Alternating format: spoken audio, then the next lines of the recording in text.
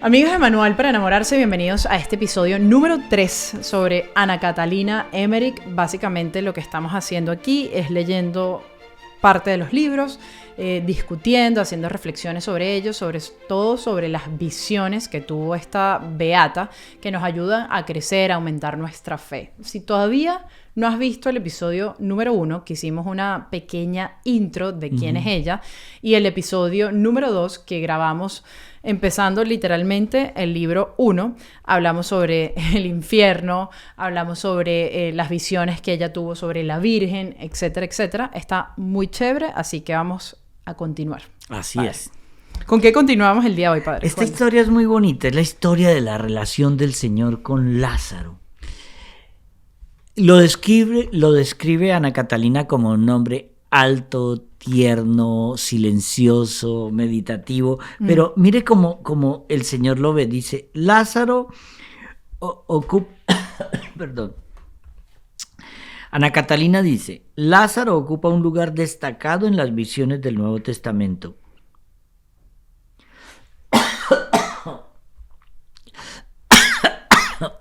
Perdón. Lo leo yo. No, corta ahí.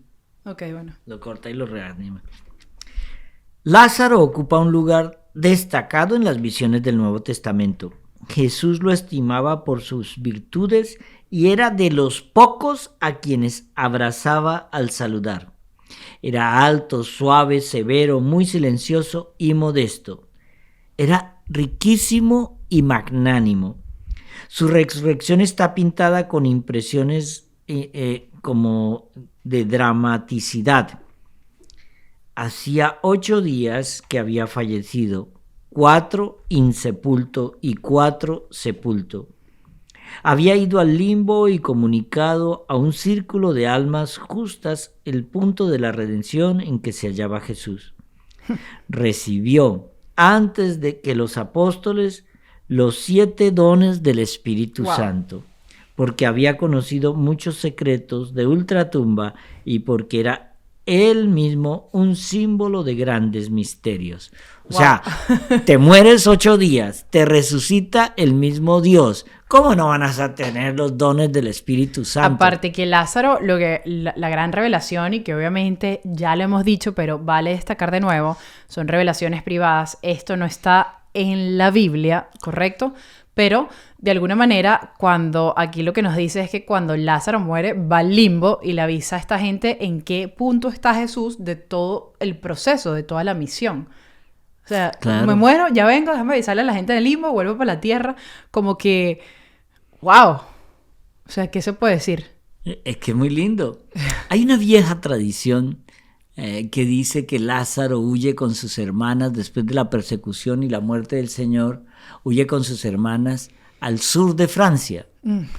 Y de hecho hay muchas iglesias que están dedicadas a Santa Marta, a Santa María de Betania y a Lázaro, San Lázaro. Pero ojo, no hay que confundirlo con ese Lázaro que tienen los brujos y los mal llamados santeros cubanos y todo eso. No, el Lázaro ese de las llagas que es con un perro. No, este es Lázaro, el amigo del Señor. Claro. Hay otro dato que también me parece muy curioso que dice que era uno de los pocos a quienes Jesús abrazaba. ¿A quiénes abrazaba Jesús, aparte de su madre María y San José? Acuérdese que Juan era su discípulo predilecto y era el que en la última cena pone la cabeza sobre el pecho del Señor. Tenemos que entender que en aquella época los comedores no tenían el concepto de hoy de una mesa alta, silla, sino eran como sofás alargados donde tú te recostabas de medio lado a cenar. Entonces era fácil que alguien que tú querías lo dejaras descansar en su pecho. Claro. Juan tenía, según muchas revelaciones, tenía en el momento de ser apóstol 15 años. O sea, era un niño. Era prácticamente un niño. Entonces, esa dulzura de Juan, por eso Juan vivió 100 y algo de años. Claro. Entonces, esos son datos bien curiosos de los apóstoles. Fue el único que no murió martirizado, aunque lo martirizaron. Él fue, recordemos que Juan fue metido en aceite hirviendo.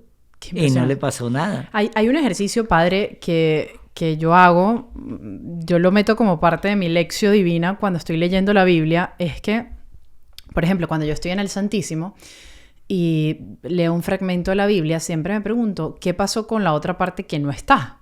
Y empiezo en mi imaginación a jugar. Y yo lo veo como algo, mucha gente, cuando mencione esto, saldrá a criticar seguramente, pero yo lo veo como un ejercicio de que me enamoro más. Es como esa carta que no se escribió, pero que puede ser que esté por ahí, ¿me entiendes? Y a mí me fascina, por ejemplo, cuando uno lee las cartas a San Pablo y uno dice, bueno, pero entonces, ¿quién es esta otra persona? Si este y este, no sé, y empiezas a crear ideas y pasas un diálogo con el Señor. ¿Sabes qué? Cuando tú te enamoras de alguien, Uh-huh. ese alguien ya te hace falta en el momento en que se despide de ti. No te has ido y ya le haces falta a esa persona. Uh-huh. O esa persona se ha ido de tu vida porque se va a un viaje y ya te hace falta y no se ha terminado de montar en el avión. Ese es el tipo de amor que nos enamora de Cristo, en el cual lo conozco, pero en el momento en que no sé algo, quiero saber de él. Claro. De alguna manera, Ana Catalina Emmerich viene a cumplir ese vacío que no nos podemos imaginar. Pero aunque no ha sido, muchos de estas revelaciones, recuerdo, son privadas, no chocan contra nuestra tradición y dogma de la iglesia. Correcto. Y esto nos enriquece en el amor al Señor. Totalmente. Por eso hay algo aquí que voy a leer, que está, para quienes tienen el libro, en la página 21, dice: he aquí los más relevantes pormenores dolorosos y preciosos revelados para Ana Catalina. El Cordero Pascual fue herido por el Señor en la habitación principal del cenáculo. Aquí estamos hablando de la última cena, ¿ok? De ese Jueves Santos. Al acercarse Jesús a Pedro para lavarle los pies, dijo a los demás apóstoles: cuando yo me vaya, él ocupará mi lugar. Después de la distribución del cáliz, Judas salió ya poseído por el demonio. Apareció la luna sobre la montaña cuando el Señor y los 11 apóstoles salieron en dirección al Monte de los Olivos. El huerto de los olivos estaba separado por un sendero del jardín de Getsemaní, donde se aguardaban, durante la agonía, los 8 restantes. La gruta donde el Señor padeció la horrorosa agonía había servido de refugio a Adán y Eva después del pecado. Ojo, están escuchando, o sea, donde llora Jesús, en ese huerto de los olivos, es donde estuvo también Adán y Eva, como dice aquí, el refugio de Adán y Eva después de que ellos pecaron. O sea, Adán y Eva lloraron ahí después de cometer el pecado. Cuando fueron expulsados de ese paraíso. ¡Qué locura! Es que uno es cuando entiende que en Dios nada es azar. Nada es azar. Porque aún lo que consideramos nosotros coincidencias en nuestras vidas, no hay tal. Wow, claro. ¿Tú te acuerdas, guardando las proporciones, pero que en nuestras vidas se nos revela eso? Yo me acuerdo cuando yo era diácono transitorio, nos conocimos cuando yo estaba en la iglesia de Guadalupe, y a mí me llama el padre, el párroco, y me dice: oh sí, tú puedes ir a darles una charla a las mujeres del retiro de Maús. Es que yo no puedo y voy a estar ocupado. ¿Tú me ayudas con eso? Claro, yo voy. ¿Y cuál es el tema? No me acuerdo, X. Y yo preparé el tema y fui. ¿Tú te imaginas por un segundo que yo le hubiese dicho a él: no, yo no lo hago, o él no me pide el favor? Tú y yo no nos hubiésemos conocido. Pero si era el plan de Dios que nos conociéramos, te habría conocido en un supermercado, donde sea. Pero el plan de Dios ya estaba escrito. Claro. Manual para enamorarse nacerá claro. De ese conocimiento. Qué bonito. Pero de igual manera, si tú no hubieses sufrido la conversión y entendido la palabra y no hubieses descubierto una pizca del amor del Señor, tú no habrías tenido hambre de Dios. Y a ti, después de esa charla que tuvimos en Emaús, lo que te dio fue hambre. Y un hambre que no ha terminado. No, sigo comiendo hamburguesas y papas fritas y cada vez quiero más hamburguesas y más papas fritas. Bueno. Que por cierto, en muchas de estas cosas yo he leído, ahorita no me recuerdo si fue en la misma Ana Catalina, cuando hablan de los manjares celestiales, creo que fue en San Isaac de Nínive. O sea, en el cielo hay comida, mi gente, hay comida. Sí, porque un manjar celestial no está hecho de aire. Sí, por eso. Pero esto para mí fue muy impresionante porque también me hace cuestionarme antes de seguir leyendo. Entonces, el paraíso, el Edén, el jardín del Edén, está más o menos por esas tierras, digo yo. Eso forma parte de un misterio. Ten en cuenta que por mucho que nosotros investiguemos, por mucho que hagamos conjeturas y deducciones de dónde puede estar, ahorita oí una teoría que uno dice, no, que dice que no, que el paraíso fue aislado del resto de la tierra y se encuentra en la Antártida, por eso ese muro de hielo. He escuchado muchas historias que uno dice, bueno, también la imaginación juega un papel importante, pero Ana Catalina dice que esa Jerusalén celestial bajará del cielo. Oh, eso es bien claro, interesante. Es bien interesante. Sigo leyendo y eso forma parte de otra clase también. Y dice acá, los 20 soldados que acompañaban a Jesús y a los fariseos, caídos en tierra al oír a la voz de Jesús, se convirtieron más tarde. O sea, los que lo vinieron a perseguir a Jesús se convirtieron más tarde. El Señor, preso y maniatado, al cruzar el puente del Cedrón, fue arrojado al río, hiriéndose y dejando impresas sus sagradas huellas sobre las piedras apenas cubiertas por las aguas. Antes de llegar al palacio de Anás, un soldado compadecido le desató las manos para que no se hiriera al caer, y otro le dio de beber. Un ministro del pontífice abofeteó al Salvador con un guante de hierro, haciendo sangrar la santa faz. Anás envió a Jesús a casa de Caifás con un cetro de caña de cuyo extremo pendía una calabacita que contenía absurdas acusaciones escritas. Pilatos había dado prenda a Claudia Prócula, su mujer, de que no condenaría a Jesús, y después de haber claudicado cobardemente, aquella huyó y se hizo cristiana.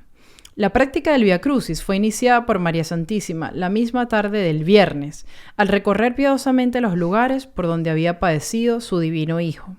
Un extranjero apiadado ante la cruel flagelación en la columna, en un arranque de coraje detuvo los azotes y cortó las correas que sujetaban al Señor.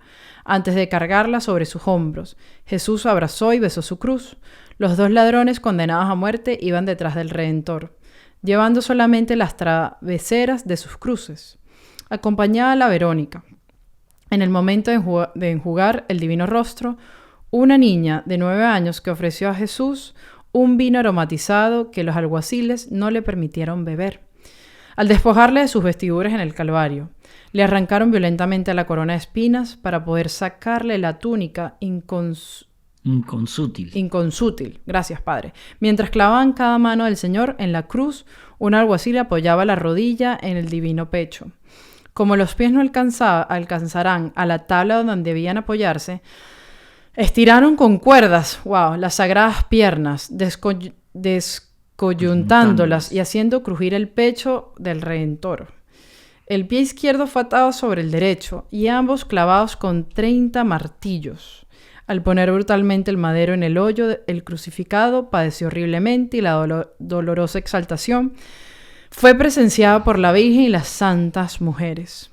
En el momento de expirar, el Salvador partióse en dos la roca que había entre su cruz y la del ladrón.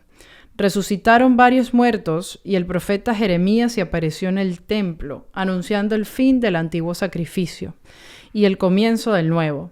Antes de sepultar a Jesús, los circunstantes contemplaron maravillados que en el lienzo se había reproducido milagrosamente la imagen del divino cuerpo con las sagradas heridas. Es que esto es disculpen la lectura, pero es que está súper chiquito y me cuesta leerlo. Sí. Inconsútil quiere decir, es una túnica que no tiene costuras por ningún. Hay una vieja tradición que dice que esa es la túnica que la Virgen le cosió al niño cuando era niño y que iba creciendo en la medida que le iba Y eso está en Sor María de Ágreda, en verdad. Sí. Esa vieja tradición está en Sor María de Ágreda, que claro, que iba creciendo porque es la que él tenía. La que él tenía, sí. Padre, acá me parece increíble porque estuvimos en Jerusalén. Tuve la oportunidad de estar 2 veces en allá, justo en el Calvario, y uno puede bajar y ve la roca que tiene partida. Literal, está partida en 2. Ajá. Y sabes, uno dice, wow, para que eso se parta en 2 tiene que un temblor súper grande, o sea, algo muy fuerte, ¿no? Sí, pero ahorita más adelante vamos a ver por qué se parte en 2 y según este libro de Ana Catalina, qué hay debajo de la roca del Calvario, que esa es la sorpresa que nos tenía revelada Ana Catalina. Que tú leíste algo aquí, pero viene una explicación más profunda ahora. Ok, ¿cuál es, padre? Ya viene, no te preocupes. Vamos a hablar primero de Job, de San José, del infierno y de Longinos. Oh, wow. Ok. Que acuérdese, estamos haciendo como una especie de... Ok, perfecto. Y esto está en la misma parte, que no la encuentro yo aquí anotado. Sí, ya te lo digo. Bueno. Yo voy a empezar. Mire. Cuando relata la permanencia de la Sagrada Familia en Maratea, Egipto, que llega a una fuente cegada, hace una digresión para añadir que allí habríase detenido Job para ofrecer holocaustos. Cuando describe la flagelación de Jesús en la columna, en medio de los acerbos dolores que se reflejan vívidamente en su cuerpo, antes de pasar a la coronación de espinas, la vidente se transforma de improviso, reanimándose porque ha visto a San José, niño, que jubilosamente la convida a apartar sus ojos de la penosa coronación para jugar, rezar e internarse con él en la gruta del pesebre, donde nació el Redentor y donde mucho antes el patriarca se había ocultado escapando de sus hermanos. ¿No te parece una belleza eso? Miren, estas revelaciones privadas nos tienen que servir a nosotros es para recrear la belleza de lo que pasó en aquella época. No estoy diciendo que esto es infaliblemente así. Yo solamente creo lo que escribió, lo que vemos escrito en la Biblia. Pero no hay que estar muy alejado de la realidad cuando describe ella con tanto detalle cosas que era imposible ver. Esa roca del Calvario que era una roca entera. ¿Cómo sabía ella cuando todavía no se hablaba de una sola roca? Se hablaba de una montaña del Calvario. Los que hemos tenido la oportunidad de ir a Jerusalén, uno se imagina una montaña. No, esa montaña antes, en la época de Jesús, quedaba fuera de las murallas. Ahora ya está dentro de las nuevas murallas de Jerusalén. Pero al mismo tiempo uno se imaginaba la montaña. No, era que tenía un pequeño vallecito y una inclinación que se veía desde las murallas. No era la montaña. Claro. Era una inclinación como una colina que ahora está dentro de Jerusalén. Y ahí es donde se construyó encima ese templo que se los disputan las 4 religiones cristianas y que hemos tenido bochornosos momentos donde se pelean por 1 metro. Si hay polvo o mugre en la escalera, ahí no lo pueden tocar porque eso pertenece. Claro, sí. Eso es como nuestra iglesia y la lucha de San Juan Pablo II y Benedicto XVI porque los cristianos volvamos a estar juntos, que dejemos de pensar que cada uno tiene la exclusividad de así fue o la revelación divina. Jesús solo fundó la Iglesia Católica, no más.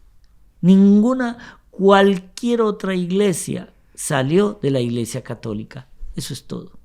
Los ortodoxos salen por una división de la Iglesia Católica y de ahí en adelante del siglo XVI hacia acá pues ya no hemos parado de dividirnos, pero el Señor lo que quiere es unidad.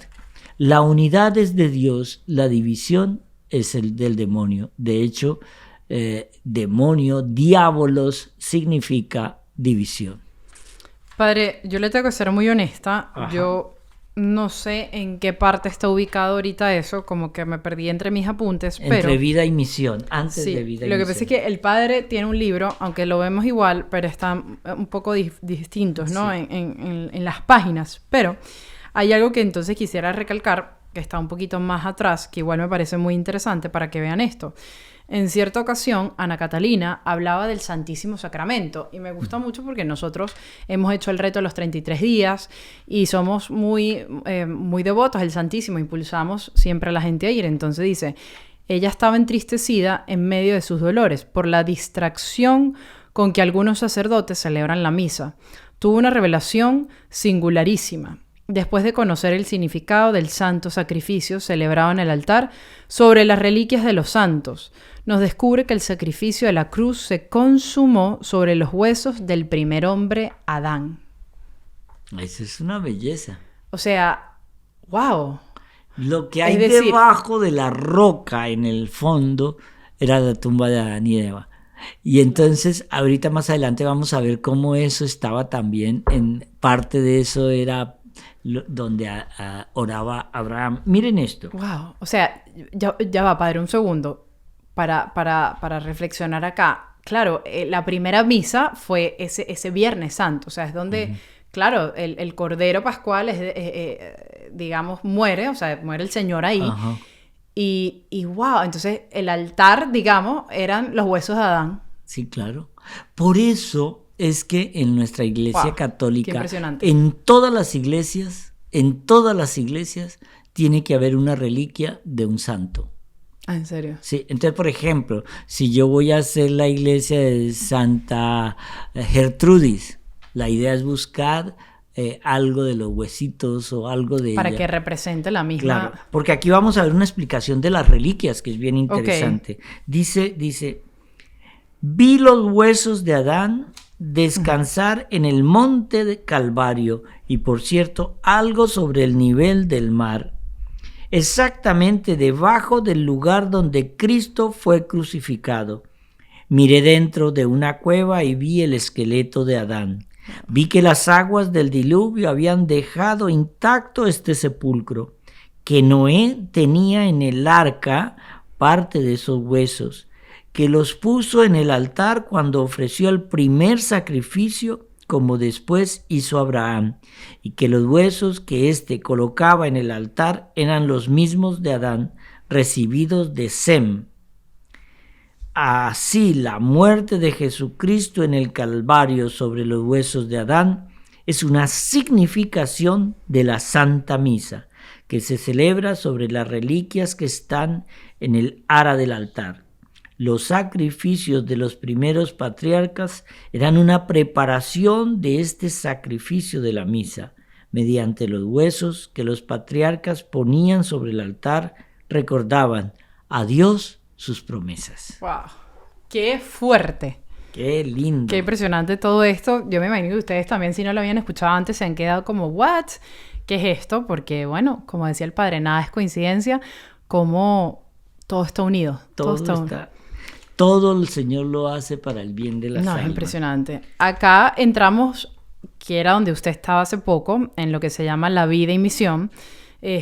Voy a contar un poco lo que dice aquí para que entiendan sobre Ana Catalina Emmerich. Igual esto lo dijimos en el primer episodio, pero nació en el día de la Natividad de la Virgen, de quien iba a ser insigne imitadora. El 8 de septiembre de 1774 es cuando nace la beata Ana Catalina.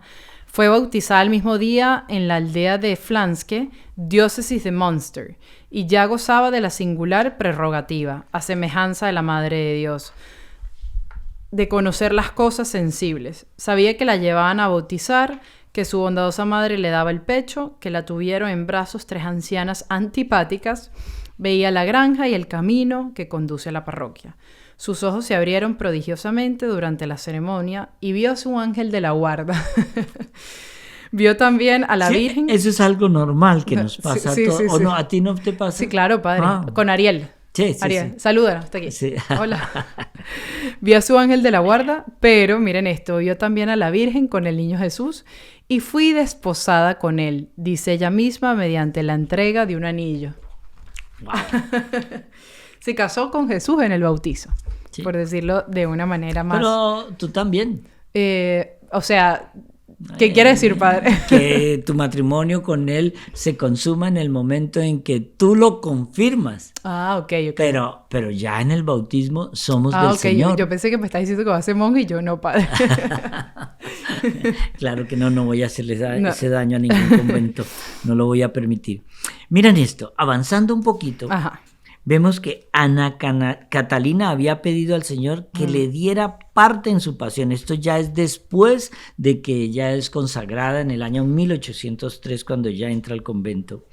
Dice, era un pedido terrible seguramente, pero era un pedido sublime, y Dios se lo había concedido. Un día comprendió sobrecogida que también debía padecer por el mundo. Su misión era, pues, también expiar por la humanidad.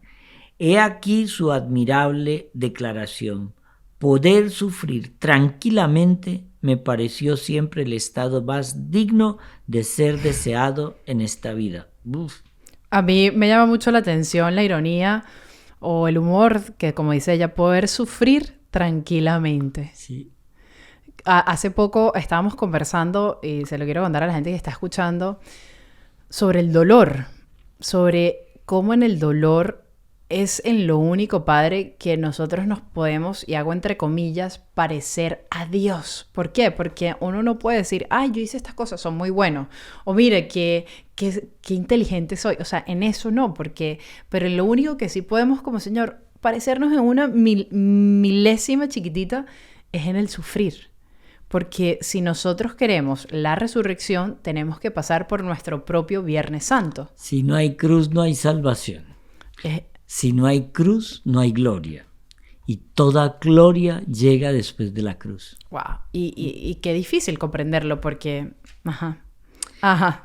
La enfermedad, la parálisis, las persecuciones, los éxtasis, los estigmas, ya distinguen claramente un alma verdaderamente santa, preparada por Dios para recibir y anunciar las maravillosas visiones del universo y particularmente la vida de Jesús y de la Virgen. ¡Qué bonito! ¡Wow! ¡Qué fuerte! Acá también, a ver, hay algo que... Acá dice, ya ahorita vamos a anunciar quién es Clemente Brentano, pero nos dice, el 9 murió. El 9 de febrero. Perdón, ok, sí, es que no leí, de febrero murió, y Brentano comprobó que el relicario de plata que contenía la reliquia estaba roto.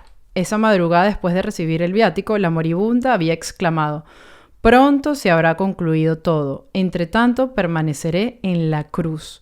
A las 5 agonizaba, besando con amor los pies del crucifijo. El confesor rezó las preces de los agonizantes. Tocó una campanilla, según la costumbre del convento de Actenberg, cada vez que moría una monja, diciendo, ayúdame Jesús. Ana Catalina le entregó su preciosa alma. Wow, o sea, ella estaba literalmente reviviendo todo el sacrificio de la cruz, porque dice aquí, déjame permanecer en la cruz. Ella muere más o menos de 50 años, pero ella ya se había ofrecido para ser un alma víctima, unida a los dolores de la pasión de Cristo. Por eso los estigmas en ella fueron tan estudiados. A ella la investigaron mucho sacerdotes, obispos, los laicos, hasta detectives de la ciudad, sí, gente del pueblo, del monasterio, por todas partes. Y Brentano, que aparece aquí, que luego lo vamos a ver quién es, Brentano fue un dramaturgo y literato alemán muy importante de la época, y él la va a asistir los últimos años de su vida, como 5 o 6 años, donde ella le va a contar a Brentano todo esto que estamos leyendo.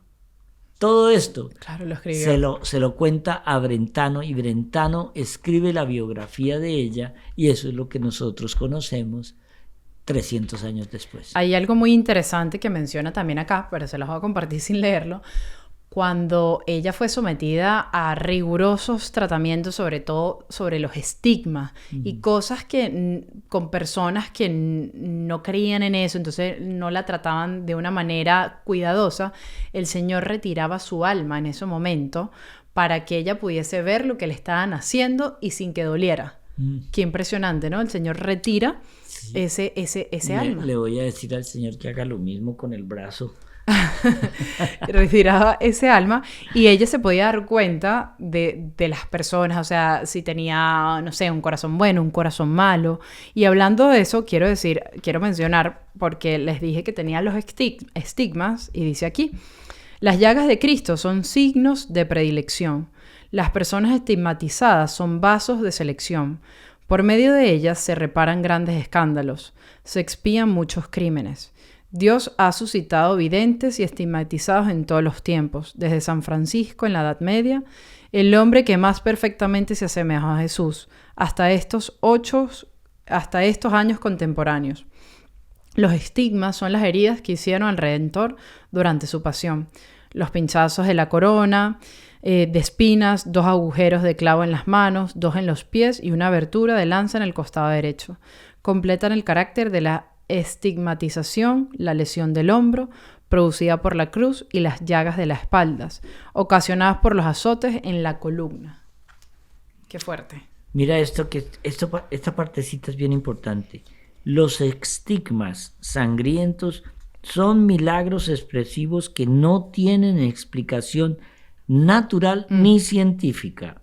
Solo las almas ardientemente piadosas se ven privilegiadas con las sagradas llagas, y casi siempre las han pedido o deseado ellas mismas, aunque no todas conocidas. Y aquí era lo que habíamos dicho antes.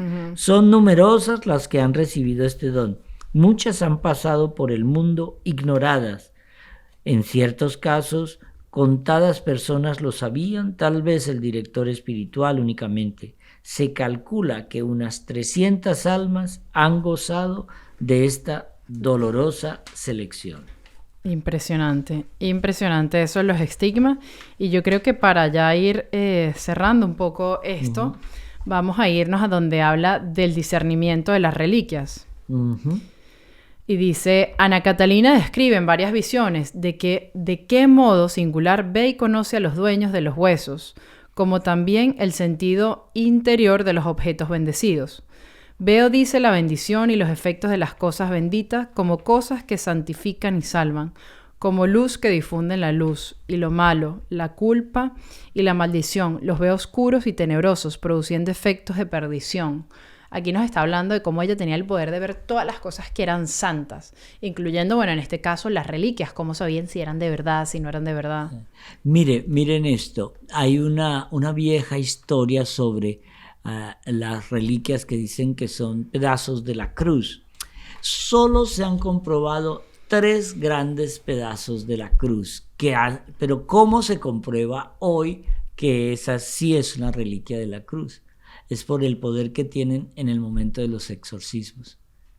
Entonces, con ese poder que se tiene en el momento de los exorcismos es que se ha reconocido, por ejemplo, el pedazo de la cruz que hay en el Vaticano, el pedazo de la cruz que está en Santo Toribio de Liébana, al norte de España.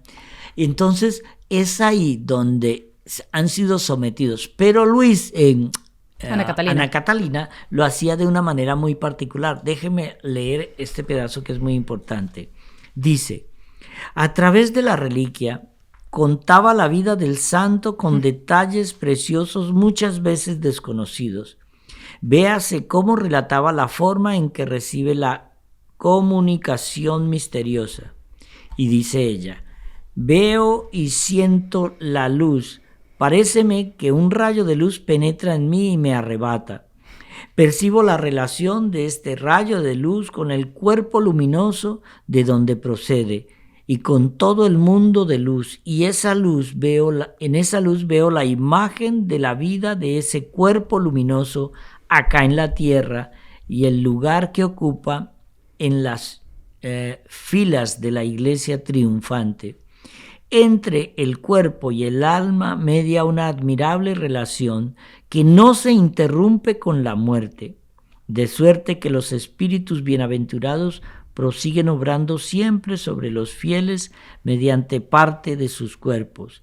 El último día será muy fácil a los ángeles separar a los buenos de los malos, pues todo será luz o tinieblas. Wow. Wow.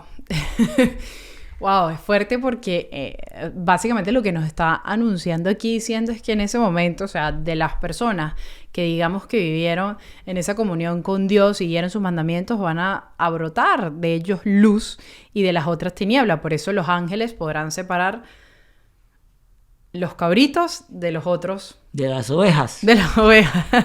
Bueno. Entonces, qué fuerte, o sea, de verdad que yo me imagino que la gente está un poquito en shock porque con eso de Adán, a mí fue wow, como diciendo, nada es casualidad, todo tiene un propósito en el plan de Dios y esto nos tiene que servir para analizar en nuestra vida. O sea, uno empieza, cuando yo empecé a leer a Ana Catalina Emmerich, empecé a hacer todas estas conexiones en mi vida con la gente que yo he conocido, con las historias que me han pasado y te pones a ver, wow, claro que el Señor sí me ha hablado toda mi vida. Claro que el Señor siempre ha salido a mi encuentro. Lo que pasa es que la clave está en detenernos a hacer una relectura, ¿no?, de nuestra vida y ver. Es que San Ignacio de Loyola nos enseña algo. Hay que usar de las cosas tanto en cuanto nos sirvan. Pero nos sirvan ¿para qué? Para acercarnos al Señor. Amén. Y estas bellas historias, estas palabras de Ana Catalina deben servirnos solamente para conocer más a Dios y para quererlo más, para añorarlo más, para enamorarnos más. Si esto no te sirve para enamorarte más del Señor, cierre el libro y váyase a leer la cartilla Coquito o cualquier otra cosa. Con Dorito. Que era bueno.